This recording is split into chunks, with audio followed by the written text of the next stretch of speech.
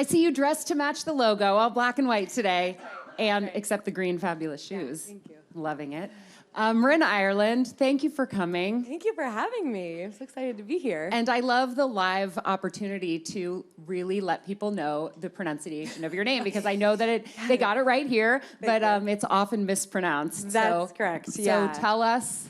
It is Ireland, like the country, just kidding. It's Marin, like the county, which I'm really bad at correcting people, though. I never bother. I just am so used to hearing it the other ways. Marin, all those other things. But it is like the county, if that means anything to anybody. County in California. Yeah, if not, I don't know what else to tell you. It doesn't really rhyme with anything, so that's kind of a problem sometimes. But yes, Marin. Well, we've taken the opportunity to set the record straight. And you are from California, but not from that part of California, Southern California, correct? yeah. So I remember reading that you grew up in Southern California, but did not feel like you were in Hollywood. You always had your eyes on the stage. Yeah, that's right. I grew up also about an hour north of LA on the way to Santa Barbara, which is sort of farm country. It's not Hollywood in any way, shape, or form. It's very far from the sort of Hollywood, LA atmosphere. And the first time I came to New York, I had that feeling you get sometimes when you go to a place for the first time, like, this is where I'm supposed to be. This is home, this city. So I couldn't stay away after that. What was your first exposure to the performing arts when you were a child? Well, I grew up in Southern California in I went to a progressive sort of very small elementary school where we went to see lots of theater on field trips, and we did plays at school. I remember going to see a production of Cymbeline when I was, I think, probably in 5th grade or something like that. But it was outside, and it was really exciting, and I remember it feeling really magical to me as a kid. And we talked to the actors, and it started to feel like a real magical thing. I was a very shy kid. So when I started doing plays in school, it gave me a way to sort of hide but still express myself, which I think was the beginning of it all. And then you started doing community theater shortly thereafter, right? Yeah. Were you doing shows like Pygmalion and like really dense stuff? I did Pygmalion in summer stock, hilariously, when I was a teenager. But when I was a little kid, I was doing Wind in the Willows and Cinderella and all of those sorts of things. So it wasn't super dense, although it felt definitely very dramatic at the time. Do you have any video of that? And will you be putting any of it on YouTube anytime soon? My mother might, but this was certainly there's probably some VHS, some grainy VHS somewhere in the, basement of my mom's house. Well, I love it when, people who have really made it. I definitely have some to. pictures that are hilarious that might find their way out into the world at some point of me dressed as Mr. Rat and things like that. I'd love to see that. I know that just from being exposed to a lot of your work, both on television and on stage, I've noticed that I don't think you've ever played a fluffy role, maybe since Mr. Rat. Mr. Rat is very serious, by the way. I'm sure you invented an incredible backstory, very deep, angst for him. But your characters tend to be incredibly multifaceted, layered, troubled sometimes, facing internal and external conflict. How does choosing your characters go into sort of your path as an actor? How important is that? Well, I think it's always an interesting thing because it's such a luxury to ever feel like you get to choose which part you play. Sometimes you're very lucky and you have a choice, and I know always, of course, you could not do something that comes your way, but I always feel like there's some sort of kismet kind of thing that connects you with a character, with the reason why somebody saw you in this role, or the reason why something about you connected to something in that role that led to a spark happening in the room when you auditioned or something like that. And I guess I do really find myself drawn to, look, I love a good comedy as much as anybody, and if something came my way, I'd be very happy to do it. But I feel like I'm definitely drawn to characters that do have a lot going on, and I think it's just kind of the mysteriousness of it all, and the mystery of all of those characters that have those layers that can be unearthed and secrets and things like that. But more often, I'm just drawn to a story that's really interesting, and that tends to be peopled with some really exciting characters to play. Yeah. But I do remember doing Neil Simon in school and stuff, and it's definitely really fun. It's a lot more relaxing in some ways, although doing comedy is sort of like doing science or something. It's so hard and specific. It's like a complicated math problem or something. It's like you gotta the timing of that stuff is really challenging. Yeah. But absolutely, I definitely find myself drawn to people that have a lot going on. I like trying to solve that behavior and wiggle around in it for a while. Well, it's so beautiful to watch. And we're going to talk about 2 projects you have going on right now. Of course, On the Exhale, a beautiful roundabout theater production, and also Sneaky Pete, which has been renewed for season 2. Both single mother characters, as it happens. I guess I'm entering that phase in my career of the single mother category. And both have some experience with firearms, as it happens. Also true, yeah. Well, we'll start with On the Exhale, but before we do, are there any other characteristics that these 2 women have in common? Are they borrowing from each other at all? That's fascinating. I mean, I'm sure that people watching both of them would probably see parts of me in both of them because, I'm kind of all I have to work with. So I'm sure there are parts of me that are coming through both of them. But I also think, they're both extremely independent to the point of being stubborn and very resourceful. I'll also say that about them. Yeah. They're survivors in lots of ways. They're both trying to sort of continue to find a way to move forward in as their circumstances get more and more challenging. How about that? I love that. Great answer. This play is a 1-hour, one-woman show, although I feel like one-woman show sort of sounds like I got my hats and my glasses, I co-wrap. Yeah, and it's certainly not that. I actually, when I saw it, I thought monologue, but then I read the script, and it's written as poetry. Yeah, it looks like a poem on the page. It's so beautiful. It's like the lines are different lengths, and there's spaces on the... So it was up to me and Lee Silverman, the director, to sort of try to figure out how to communicate that at the same time as staying true to the kind of story. So it really dictated a lot of the pace and the sense of when I could sort of allow myself space to breathe, as it were, and when I had to kind of push through the pace of the thing and try to honor the line endings in my own way somehow without hitting that too hard. It is definitely unlike anything I've ever read or seen, for that matter. It's almost like a new kind of punctuation, somewhere between a dash, a comma, a period. I really appreciated the opportunity to read it, especially right after having seen it. I wanted to talk to you about how being the only actor in a project changes the way you collaborate with a playwright like Martine Zimmerman and the director, Lee Silverman. I definitely... I've worked on a lot of new plays, and I really love the period of time in the very beginning when you're all asking questions and the writer has the opportunity to make rewrites and kind of take in your input and all of that. But what was so difficult this time is that I really found myself relying so much more on Lee to do that, because I found myself, as soon as I started talking, there almost wasn't room in my brain to sort of have another sensation while I was doing the actual kind of work of speaking it. It was like once I kind of dove in, it was like taking a deep breath and jumping underwater. So there was no time to then think like, how do I feel about that word? It really was like once I dove in, and then I would kind of come up for air and listen to what they had to say and then jump back underwater again. So I definitely had to lean very heavily on Lee, and luckily we'd worked together a few times before, so we have a good shorthand. But the worst part is, I was so self-conscious during rehearsal. It was really a scary experience for me. And I would just stall. We would be rehearsing, and I would be like, we probably had about, a 6-hour day scheduled, and we probably rehearsed for about an hour total, because I would sit there and just stall, just be like, what did you guys do last night? It's cold outside, right? I was just like stalling, and after a while, Lee would go, should we do some of the play? And I'd be like, oh, fine. And then I would do the play for like 45 minutes, then I would just sort of be exhausted, and sort of, we would just talk for a while longer, and then Lee would ask questions of Martine, and maybe he'd make some changes, or he'd try a new line or something like that. But it was definitely an unusual process. We also rehearsed for 2 weeks, where we staged it, and then I had 5 weeks off when Lee did a whole other play. And then during that time, I just really, really learned every word, as well as I could. And the stage manager would come over to my place. We'd run lines 3 times a week, all that stuff. So it was definitely a whole new process for me. We jumped right back into basically tech when we came back.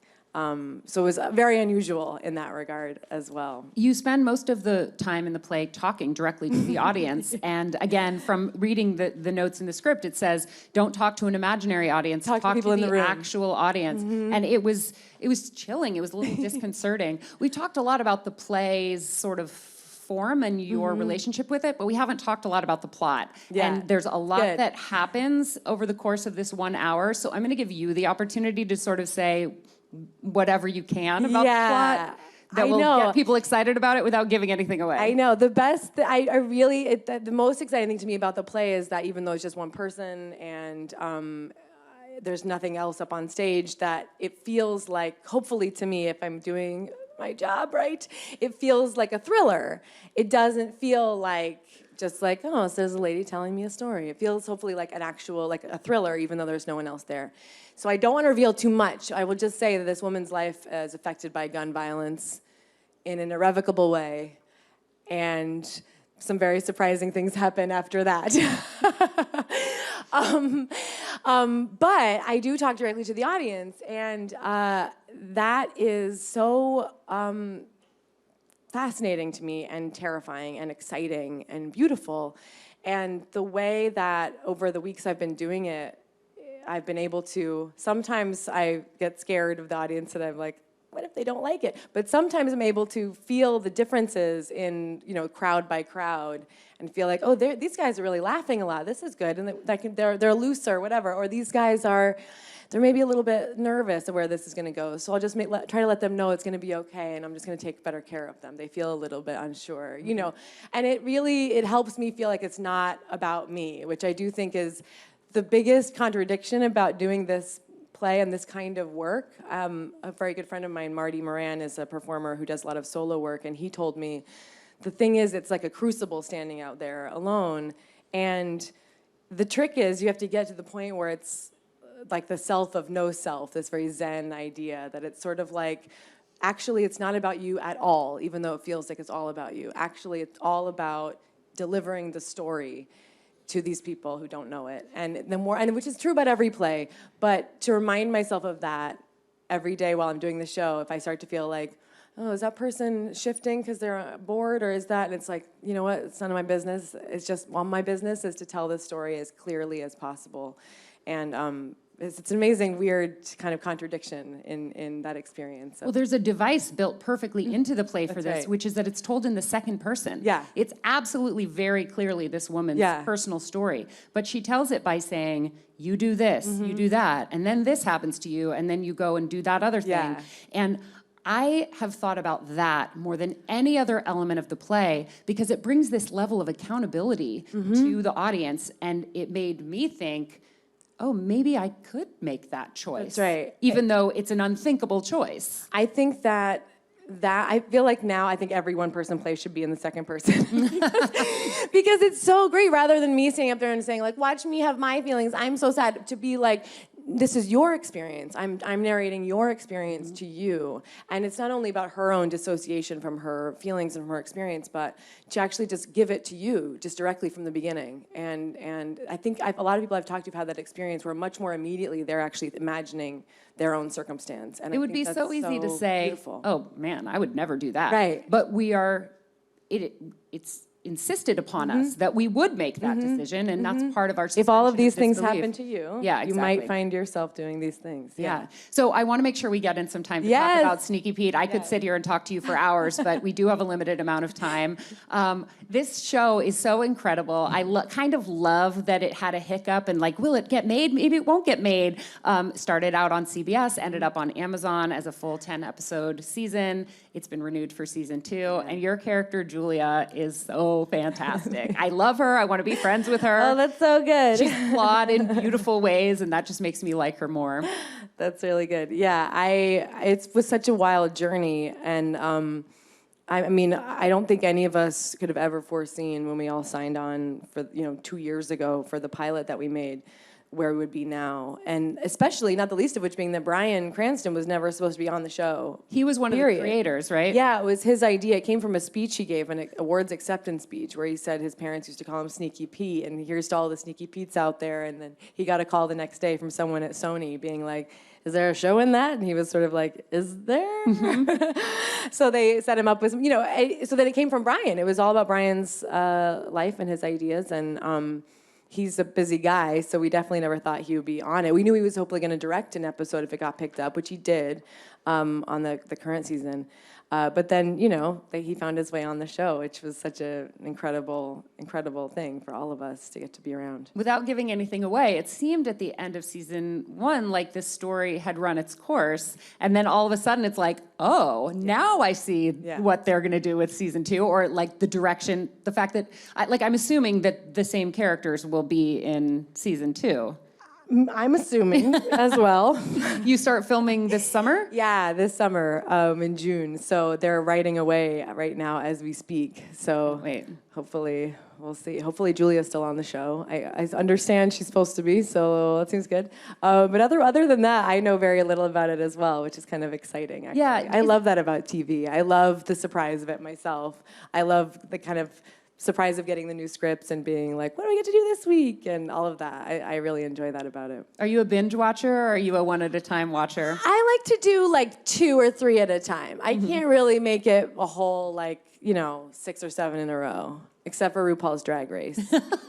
You binge RuPaul's Drag Race? Yeah, I could watch that all night long. So, that's the only one that I can seem to make it through more than a few at a time. Otherwise, I need to take a break and absorb, usually. What other art are you obsessed with right now? Oh, gosh. I actually, when I was working on the show, I've been reading a lot, and I just read A Little Life, which just destroyed me. Have you read that novel? Oof, it's amazing. It's amazing. Loved that a lot. Also, I'm obsessed with Catastrophe, which is a show on Amazon. That I actually have binged because there's only 6 episodes a season. Oh, isn't that the worst? And it's half an hour. So it is, I could watch it with my, a couple hours of TV at a time or whatever. So there's another season of that coming out, and Carrie Fisher was on that show. So that's also amazing. So I've binged that one a few times through. Have you had time to see any other theater, or are you just I locked have. into this? I can squeeze it in on sometimes on a Sunday night or a Monday night or a Wednesday afternoon, whenever we have a moment off. I saw Everybody at Signature, which was amazing. And I actually think I saw you at that. I was at a different show at Signature, different show but at we the ran same into each theater. other in the That's lobby, right. yeah. And which I loved. It's closed now, which is sad. But my friend Anna Reeder is in a show called When It's You, that is another one-woman play that also is dealing with gun violence in a very, very different way. And she was extraordinary, and I got to be at her opening last weekend, which was wonderful. Oh, that's great. Yeah. Did either of these projects pull from, I know you were really into stage combat for a time, and I always imagined stage combat as being like broadswords and fist fights and like how to do the right kind of hidden slap so it sounds like somebody actually made contact. Is there any gun work built into stage combat training? And did you pull from that at all? No, not ever in my experience of having built into it, but I did weirdly, sort of because of my interest in. Yeah, I used to think that I got really into stage combat when I was in school, and I thought that maybe for my day job I would be like one of the only lady stage combat people, So, and I did it for a while, and I've done it on different plays I've been a part of, and it actually is really nice, I think, to have a woman be in charge of it sometimes on a show. And so I've definitely it's come in handy a lot. The only thing I guess I could say is that a few years ago, I did go to a gun range here in New York City. There's only a couple, and because of my curiosity about different weaponry. It sounds so crazy, but I went there, and so that's my only experience shooting a real gun was there, and it was sort of out of a general curiosity because I'd had experience with bullwhips and broadswords and things like that. So I was like, let me give that a try. But otherwise, yeah. So when I did shoot an assault rifle. I went to a range in New Jersey for this show to try to get some experience with different things, and I shot an AR-15, which was completely weird. But I had little experience with guns before because of that. But I think just in terms of the general curiosity and how that linked into my combat background. Yeah, I think about all the projects that I've seen you in, from Homeland and just across the board. The first show I ever saw you in was Reasons to Be Pretty in 2009, which was your Broadway debut. You got a Theater World Award, a Tony nomination. Can you talk about maybe 1 or 2 sentences about working with Neil LaBute? Yeah, he is such a warm and friendly, cuddly guy, which, I guess is maybe it would be irrational to assume that a person who writes about some really mean people would also be mean. But it's really good news that he's a great guy, super warm and great. And he was always like, no, I just have met a lot of mean people, so I can write about them.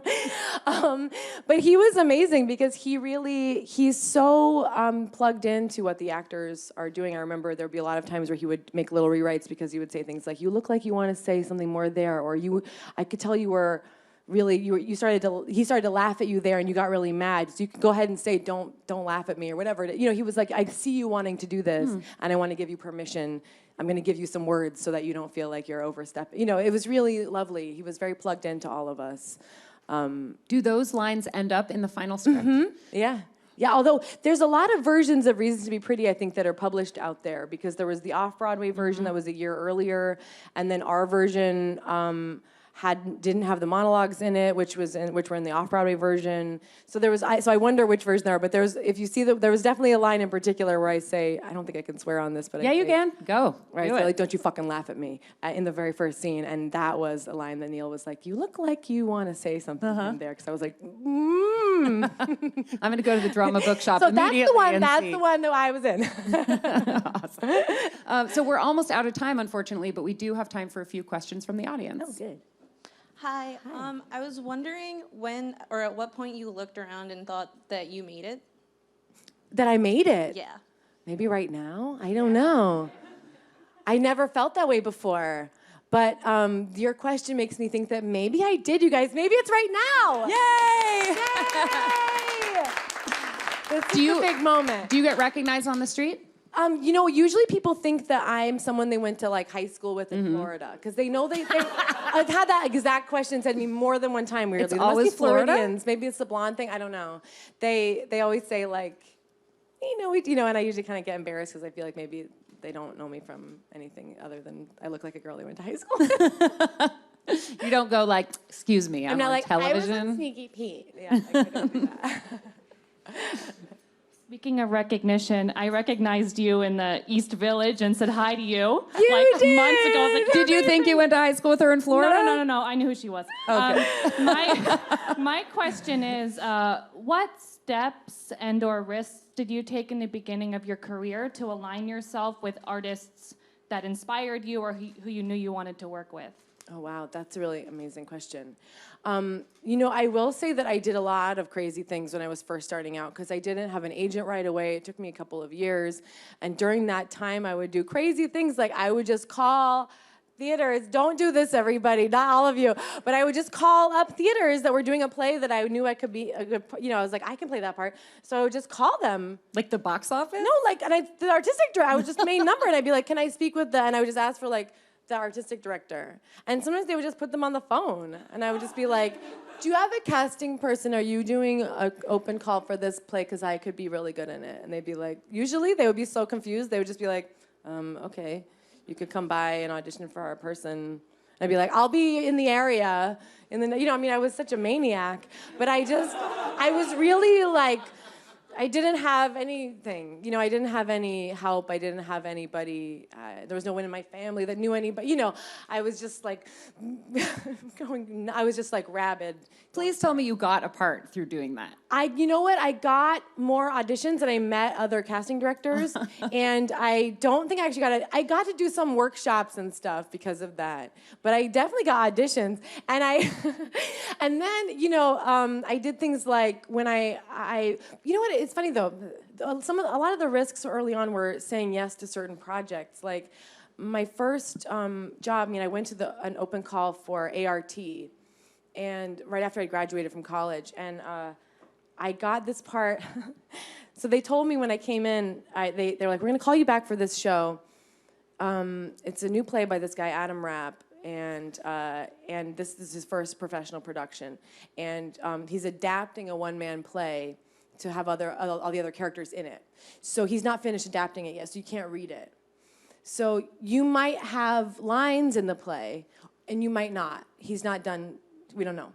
So you have to do a monologue for the director, and then the director said, so since you guys can't read the play, I'm just going to describe the set to you. And Christine Jones, who has gone on to design, she's just did Harry Potter. She won the Tony for Spring Awakening. She's this incredible force.